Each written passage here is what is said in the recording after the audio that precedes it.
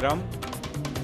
आज पावन अवसर में आम गहन उपस्थित अच्छा विशिष्ट क्रियायोगी और ओडिशार जड़े बरपुत्र परमहंस श्री प्रज्ञानंद जी आम अनुरोध करवा आज ये समावेश आम समस्त आशीर्वचन प्रदान करेंगे। साईराम।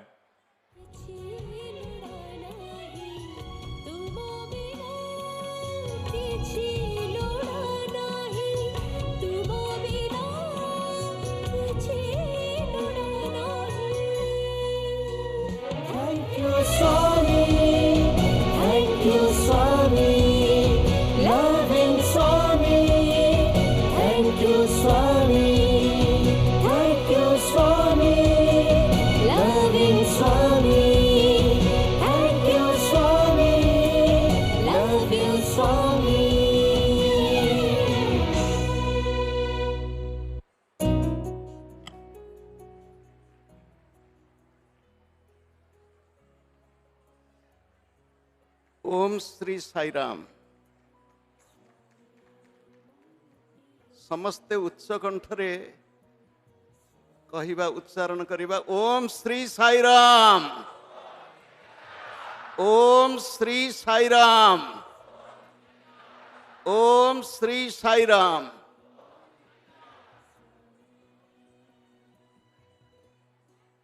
ओडिशार गंगा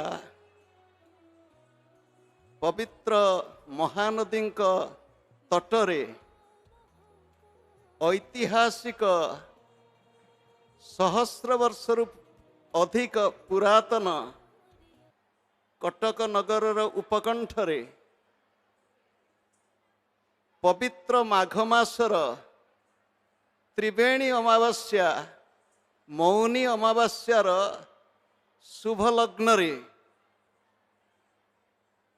आमे एठारे समस्ते उपस्थित जहांक पाई जिए आम समस्तंकर हृदयर केंद्रबिंदु श्री श्री भगवान बाबांकर अभय चरण कमल रे भक्तिपूत प्रणाम पूर्वक उपस्थित समस्त साई भक्त साई प्रेमी भौणी भाई माँ मानंकु मोर मोर प्रणाम जनाऊँगी। जय साईराम।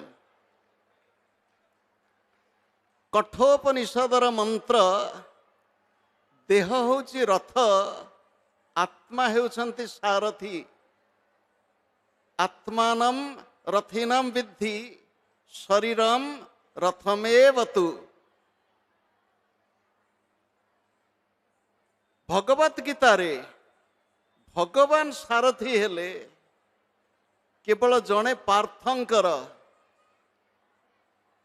आम मानक जीवनर जहाँ को आम सारथी भाव स्वीकार करिचु से होचंती सनातन सारथी समस्तंकर हृदयेश्वर साई। तांको भल पाइबार अर्थ तांकरी वाणी को निज जीवन रे प्रतिफलित करी तांकर वाणी को पाथेय करी सेवा साधना माध्यम रे निज जीवन पुष्प को तांकरी पादपद्म रे समर्पण करिबा एवं से सनातन सारथी भाव रे आम समस्तंकर जीवन रथ को तांकरी पाद आड़ को टाणी नेबे टाणी नेउछंती मध्य। ओडिशा प्रदेश रे भगवान बाबांक प्रति जो भली अनाबिल प्रेम भक्ति एवं सेमानंकर सेवार पराकाष्ठा आमे टिकिए पूर्वरु सत्यसाई सेवा संगठनर मैनेजिंग ट्रस्टी श्रद्धेय रत्नाकर गारू एवं अखिल भारतीय सभापति श्रीजुक्त पांड्या शुणुले आमे सेवा करिबा साधना करिबा मनुष्यत्वर विकास करिबा एवं मनीष पणिया टिके बढ़िले ए विश्वर समस्त संकट दूर ही पारिबो। এই ପବିତ୍ର ସମାବେଶରେ ସମସ୍ତ ସାଇ ପ୍ରେମୀ ସାଇ ଅନୁରାଗୀ ଭକ୍ତମାନଙ୍କୁ ଗୋଟିଏ ମାତ୍ର ଆହ୍ୱାନ, ବିଦ୍ୱେଷ ନୁହେଁ, ଏକାତ୍ମତାର ଭାବ, ପ୍ରେମର ଭାବ ନେଇ ଆମେ ଆଗକୁ ଯିବା। ଓଡ଼ିଶା ହେଉଛି ପ୍ରେମଭୂମି। ଯେଉଁ ପ୍ରେମଭୂମିକୁ ଶ୍ରୀ ଚୈତନ୍ୟ ମହାପ୍ରଭୁ ଧାଇଁ ଆସିଥିଲେ, ଶ୍ରୀ ଜଗନ୍ନାଥ ମହାପ୍ରଭୁ ରଥଯାତ୍ରାରେ ସେହି ପ୍ରେମର ବନ୍ୟା ସୃଷ୍ଟି କରନ୍ତି। 3 ବର୍ଷ ଧରି ସମଗ୍ର ଉତ୍କଳ ପ୍ରଦେଶରେ ଭଗବାନଙ୍କର ପାଦୁକା ଯାତ୍ରା ମାଧ୍ୟମରେ ଆମେ ସେହି ପ୍ରେମର ବନ୍ୟା ପ୍ରତି ଘରେ ଘରେ ପହଞ୍ଚୁ। ଅଶାନ୍ତି ଦୂର ହେଉ, ସମୃଦ୍ଧି ଆସୁ। ଆଧ୍ୟାତ୍ମିକ ସମୃଦ୍ଧି, ପ୍ରକୃତ ସମୃଦ୍ଧି।